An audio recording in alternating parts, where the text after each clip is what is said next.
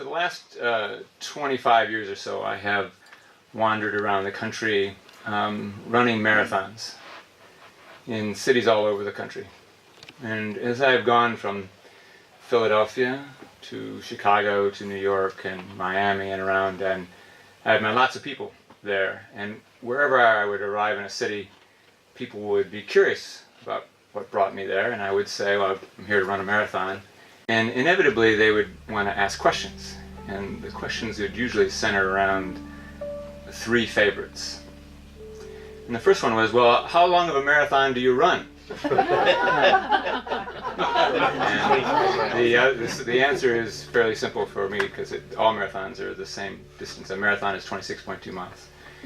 And then people will think about, well, what else do they know about marathons? And maybe if they're really interested, they might, the next question might come out, well, have you ever run the Boston Marathon? And this question comes up because Boston is a fairly famous marathon. It's one of the oldest and most prestigious races in the country. And one of the differences with the Boston is that you have to qualify to get in. I mean, you have to be a real committed idiot to run the Boston Marathon. It took me 3 tries. That's how committed idiot I am to run the Boston. And that meant months and months of training and hundreds of miles of training just so that I could fail. And then months and months of training and hundreds of miles and hours and hours and hours just so that I could fail again, until finally I ran fast enough to show that I was crazy enough to go to Boston. So Jeff was there. How fast was that? I'll tell you later.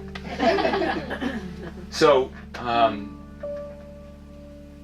flew to Boston, and it was an amazing experience.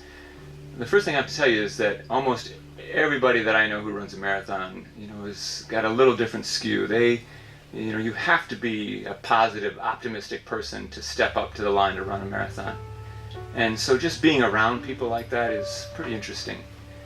And when you get to Boston to run that marathon, it is crowded with people from all over the world who have been through the same hurdles, the same challenges that I had been through, just so they could run that race. And the energy and the enthusiasm and the excitement was palpable. It changed the environment. I was so excited when I got there to be with other people who had been through the same process that I had been through, and I was just overwhelmed with it. As a matter of fact, I remember when I went to get my race packet, and I went to get my number, and on an impulse, I spent over $100 for a jacket that said, Boston Marathon. And knowing even in that moment, when am I ever going to wear something like that? And but that's how exciting it was for me. And not that it was my first marathon, but this was Boston. So Boston is run on Patriots' Day, which is Monday in April. And when I went to go to the race that morning, I did what I always did, and that was I started off my morning by writing Monday morning to all my friends.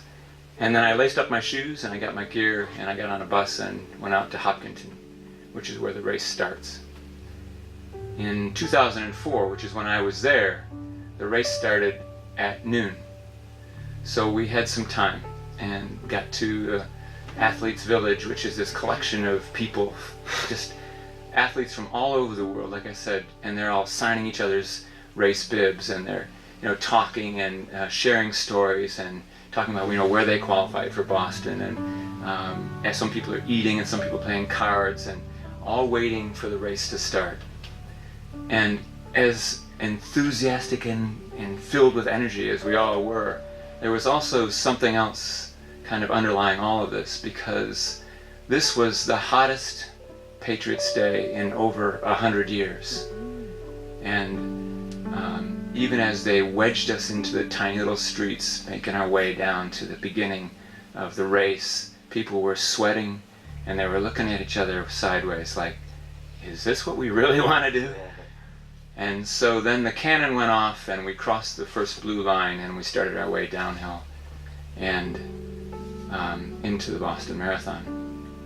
There's a lot of axioms in marathons, and one of them is you never judge a race by the first mile. And I was trying to remember that as I was running along and watching people around me sweating, and they're watching me, and the conversation that kind of flowed through people as they were running was still positive, was still filled with "we can do this." But there was also this little tone that you heard once in a while of people worried. And I noticed as I ran by some of the first aid tents that they were filling up with runners. And by the time I got to the bottom of the hill, which is the longest run, is 10 miles long, it's all downhill, which is not as easy as it might sound. And I crossed, I remember about 14 miles, I went by this one first aid tent, and I looked in and I saw this woman sitting there, and her face was bright red pink, and she was crying, and she had this look of complete despair. And even though it was impossible, the thought in my mind was that I wanted to say something encouraging to her. I wanted to say something kind. And the other thought that I had was that I wanted to go in the tent and sit down there in the shade. So I ran on, and in those next couple of miles I began to realize that I was slowing down, that things were not going as I had planned. And one of the interesting things about Boston is that since Patriots' Day in Massachusetts, it's a holiday. Everybody gets the day off. And in the stretch of road between Hopkinton and Boston, everyone goes to cheer the runners. They are as big a part of the race as the runners themselves. Everyone wants you to succeed. They are all cheering you. They are there for you, calling your name, telling you you can do it. It's just a little further. It's all downhill from here, and other lies that we have all heard. So I was running along, and I ran up to a woman on the side of the road, and I asked her for her cell phone, and she didn't ask me why or hesitate. She just gave it to me, and I called home. And I don't remember all that was said in that conversation, except 3 words that I said, which was, "I'm in trouble." And I ran on from there, and I was thinking ahead.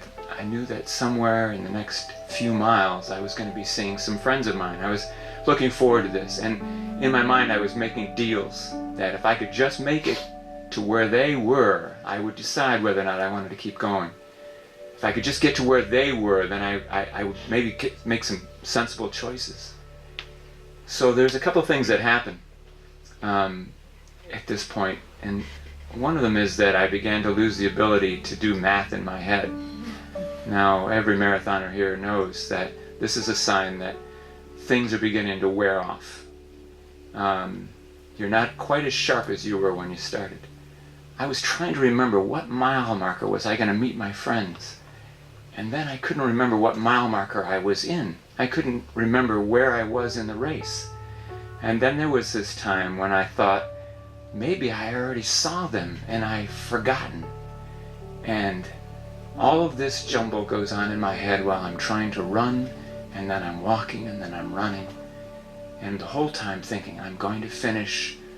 A little voice in my head telling me, I'm going to finish. I just have to keep running. But sometimes there was an argument in the head. But anyway, then there they were. Right about 20 miles I ran into them, and my friend Scott and I walked up the hill, and he gave me some water, and he loaned me his phone, and I called home, and I don't remember what was said in that conversation other than the words, keep putting one foot in front of the other. So in the marathon, the 20-mile mark is the halfway point. Virtually everything you can do, if you haven't done it by the 20-mile mark, you're not going to do it.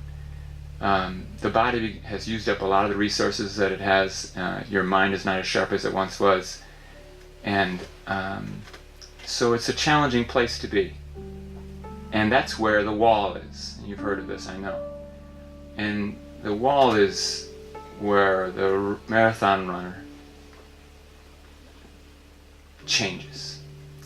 And it is where you go from becoming a runner to a marathoner. The wall either stops you or changes you from someone who can run 20 miles to someone who can run a marathon. This is also where the crazy people at Boston put Heartbreak Hill. So now, at the very lowest point of the runner's energy, there is this mile plus uphill, 4 hills at Newton, Massachusetts, that are designed to destroy the marathon. And I remember that when I got there, that I had decided that I was not going to walk up Heartbreak Hill. It was not going to defeat me. And I ran up Heartbreak Hill. And I remember thinking, when I got to the top, you know what, that wasn't so bad. And you know, it wasn't as frightening as I expected. It wasn't as hard as I expected it to be. So here's an interesting thing. Many people have heard of Heartbreak Hill, but not many people know about the stretch of road right after that. That's called the Graveyard of the Champions. And it's called that because many people who run the Boston make it through the wall, and they make it over Heartbreak Hill. And then they find out that that's all there was. And so a little while longer, I began to realize that I was in that group, and I slowly edged over to the side of the road, barely moving, walking and running at the same time. And the crowd was still cheering, but they saw me coming and they made room for me, and I collapsed at the curb, retching and shaking, done, spent. And I don't know how long I was on. I had my hands and knees in the dirt there. And people were giving me room and trying to say encouraging things to me. Finally I sat up and someone gave me a towel to wipe my face. And I was making this awful noise. I can still hear this awful noise in the towel. It was this kind of this moaning, crying. And then this happened. Someone had called a cop and he was standing next to me. And I noticed him there, and he put his hand on my shoulder and he said, "I think you should sit this one out." And this feeling of relief came over me. Oh, thank God, I don't have to run anymore. Thank goodness, the pain was over. It was like someone just showered me. This cool feeling went over me. There was such a relief. I don't have to run anymore. There's no more pain. There's no more struggle. There's no more struggling to pull more air into my lungs, and there's no more headache, and there's no more ache in my shoulders, and there's no more knotting in my calves. I can just sit here, and it's okay. I can be done now. And I heard him call for a paramedic, and I sat there and I was crying and I was laughing, and I knew kind of vaguely that I was hysterical. But I sat there laughing, thinking to myself how stupid I was to spend $100 on a jacket that I was never going to wear. And I kind of obliquely was aware that what was going on. My legs were slowly contracting, the muscles in my arms and shoulders were tightening up, and my body was shifting resources to try and save the organs. And I could feel my head pounding, and I was chilled, and my fingertips were very cold. And I was shaking the whole time I was sitting there. I tried to drink some water, and I couldn't. And everything I had drank, I was throwing up anyway. And I sat there thinking about what a full day it had been. Just seemed like I had already seen so much. I had been running along, and I remember back at Wellesley College, running past the college, the Wellesley girls out there screaming, "Kiss me, kiss me." And I remember going back past that tent where that woman sat, and how sad that was, and running downhill those first 10 miles, and then the incredible experience of being in Athletes Village. And that was just part of the day. That was just like halfway through the day. And I thought back to how I started the day that morning, back in my hotel room, sitting there writing Monday morning to all my friends, which is, I tried to remember what I had written, and it wasn't all clear to me, but I remembered that I had been trying to tell everyone that I was in Boston, and I was going to run this marathon, and that I had gotten that far. I first believed that I could do it. And I remembered that I first believed that I could run 10 miles. And then there was a time when I thought, I believe I could run 15 miles, and then somehow that I could run 20. And then there was this time when I thought, if I can run 20 miles, then I can be a marathoner. And after a few years of that, there came a time when I thought, I believe that I can run Boston. And I sat there in the dirt thinking those things, thinking of all of that day and all of the thousands of miles that led up to that day. And I said, I believe I'll stand up.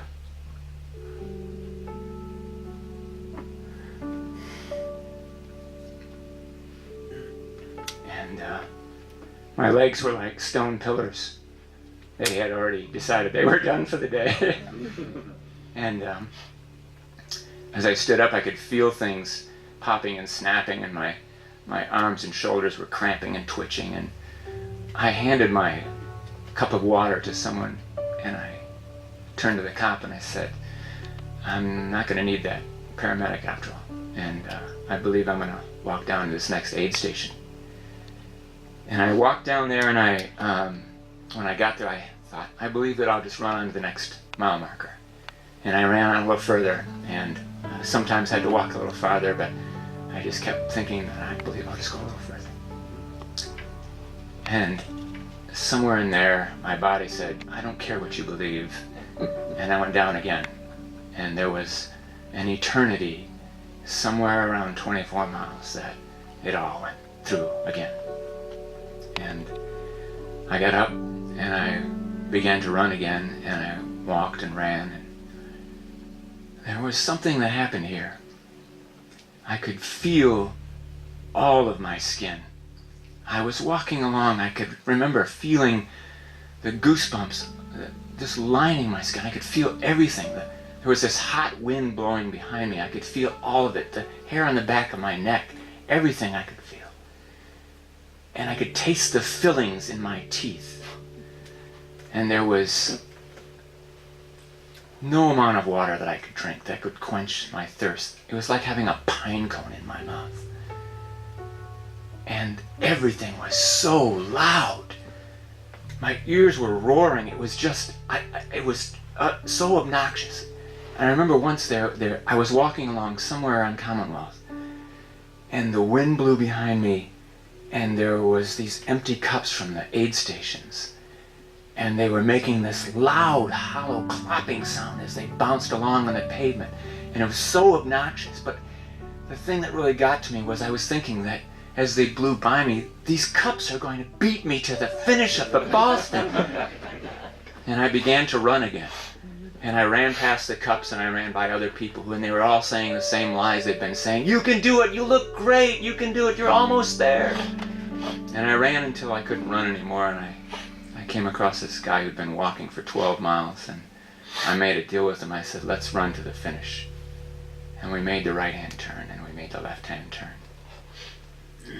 And there, down Boylston Avenue, was this huge balloon rainbow over the road, and we knew that underneath that was this blue stripe, the finish line. And we ran like it was the only thing we had to do in life. And I crossed the finish line, and I took a few more steps, and then I went down one more time. And someone put a blanket around me, and they put me in a wheelchair, and they put the finisher's medal around my neck.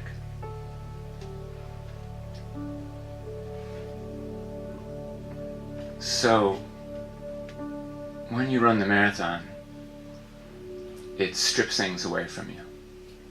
Not always the same way every time, but it can strip everything away. It tears away all the stuff that you think you know.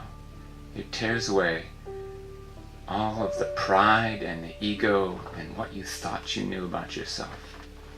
And it doesn't matter how many miles you ran, or how fast you run them, or what kind of shoes you picked, or who cares about you at home, or any of that. And one by one, those things are all torn away until there is nothing left except this essence that even right now I can't name. So I travel around the country and I run marathons. People ask me questions about it. They say, how far is a marathon? And have you ever been to Boston? And the last question they ask is, why do you do it? Thank you.